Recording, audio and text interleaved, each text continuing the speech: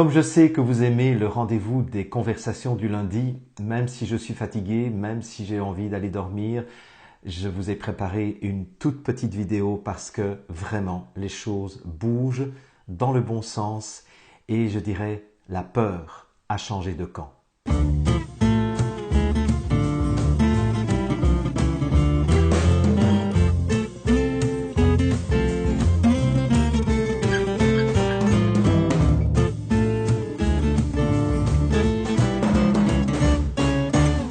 Bonjour et bienvenue dans cette nouvelle conversation du lundi.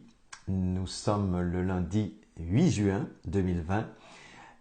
Il est 10h30 du soir. Je vous avoue que je suis très fatigué, donc ça ne va pas être très long ma conversation d'aujourd'hui, mais j'avais quand même envie de vous partager ma joie. Je vous ai dit en introduction que la peur est en train de changer de camp et effectivement c'est bien le signe de ce que j'ai vécu cet après-midi dans mon village, puisque quelqu'un de mon village, enfin 2 personnes exactement de mon village, Sonia et Lily, ont organisé de façon assez spontanée une manifestation contre un projet de loi qui a été présenté ces derniers jours au Québec.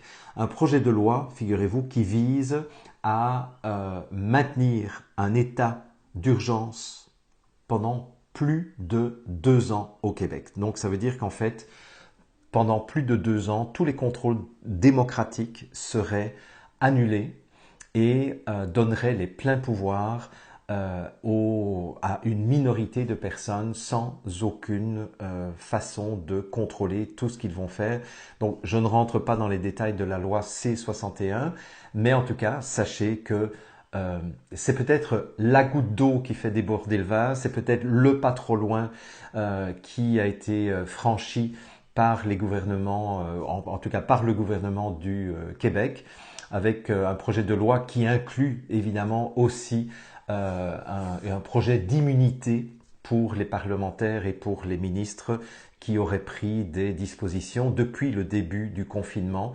Donc je pense que les Québécois se sont inspirés des parlementaires français en voulant se protéger, en se rendant compte en fait que la manière dont ils avaient pris des décisions et la manière dont ils avaient géré cette pandémie était absolument contre les intérêts, contre la santé, contre l'équilibre des citoyens et était en réalité une manœuvre tout à fait scélérate pour supprimer nos droits et nos libertés fondamentaux, pour mettre en place un système de surveillance via un puçage, via un marquage numérique et via une vaccination qui se présente de plus en plus comme potentiellement obligatoire.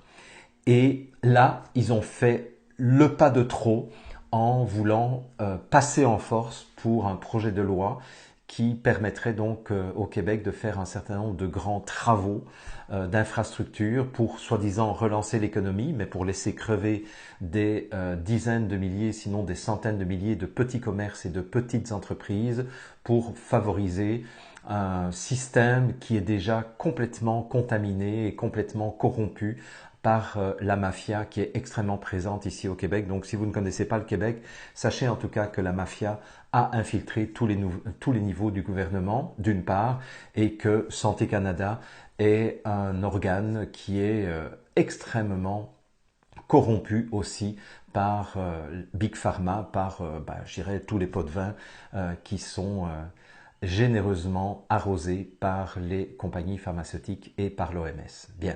Et donc ça a été le pas de trop qui fait que les citoyens sont en train de se réveiller en disant non, ça ne passera pas. Et donc, comme vous le voyez à l'image, nous avons eu une manifestation spontanée où vous le constatez à l'image, aucune personne ne portait de masque. Aucune personne n'a respecté la distanciation sociale ou la distance physique. Aucune personne n'a respecté les gestes barrières. C'était vraiment génial. C'était vraiment génial parce que là, j'ai retrouvé la chaleur que l'on peut ressentir les uns vis-à-vis des autres lorsqu'on est des êtres humains qui œuvront dans la même direction. Et je pense que sur cet après-midi, enfin j'ai passé toute l'après-midi sur la place de mon village et je pense avoir fait au moins une centaine de hugs.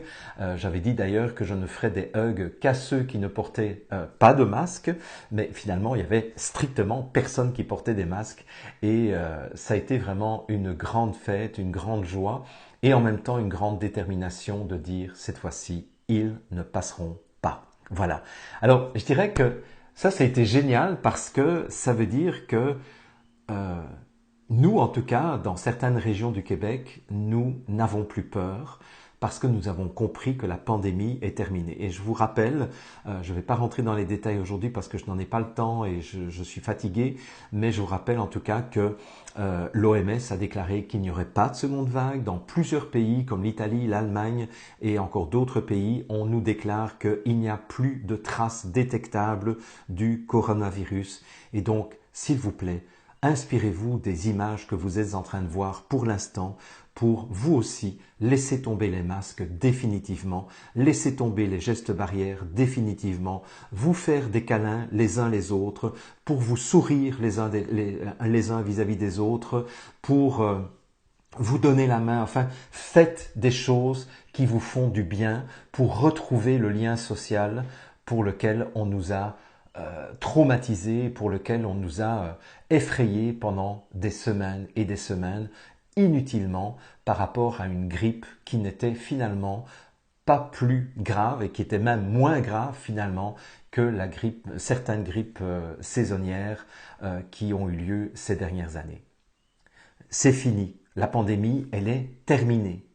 Donc, ce qui m'a beaucoup touché dans cette manifestation de ce dimanche 7 juin, c'est que je n'ai senti à aucun moment aucune peur de la part de personne. Et ça, je peux vous assurer que ça fait du bien de ressentir cela, de voir cela après des mois et des mois où les gens se méfiaient les uns des autres, s'engueulaient les uns les autres parce qu'on ne respectait pas la distance réglementaire. Alors, j'ai encore une ou deux bonnes nouvelles.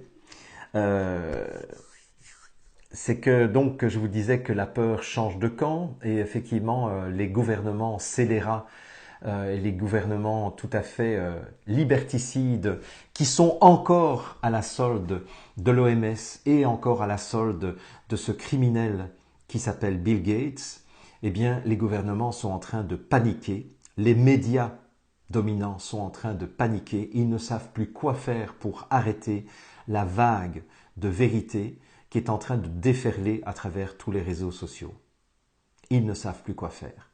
Ils ont beau nous traîner dans la boue, nous les lanceurs d'alerte, ils ont beau vilipender de toutes les manières possibles les citoyens qui se laissent contaminer par la pandémie de fake news, parce que, paraît-il, d'après eux, c'est encore nous qui diffusons les fake news, eh bien, plus rien n'a de prise sur les citoyens. Les gens ont compris, les gens se sont réveillés, et maintenant, je vous invite vraiment à manifester cela à travers vos comportements. Moi, dans mon village, j'ai invité aujourd'hui les commerçants à rouvrir leur commerce, tous les commerces, les restaurants à ne pas respecter les consignes qu'on leur a données, les cafés, les bars à les réouvrir parce que la pandémie est terminée.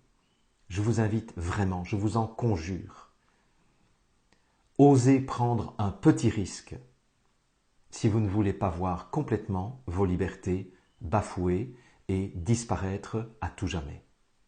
C'est maintenant qu'il faut agir.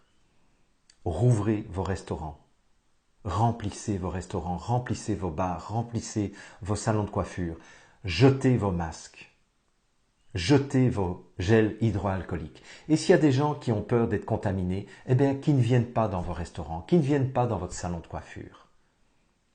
Mais vous, vous avez le droit de reprendre votre activité comme vous l'entendez.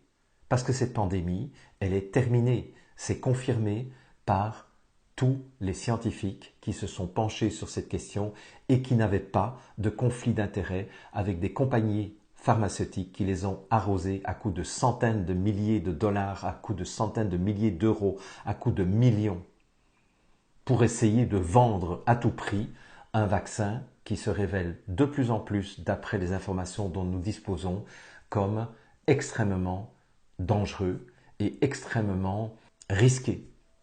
La peur change de camp aussi parce que donc non seulement les médias sont en train de paniquer, mais les gouvernements sont en train de paniquer, les actions judiciaires et les actions juridiques sont en train de se multiplier et j'en veux pour preuve que ce lundi 8 juin 2020, nous déposons une requête auprès de la Cour supérieure du Québec dans la ville de Québec à 8h30.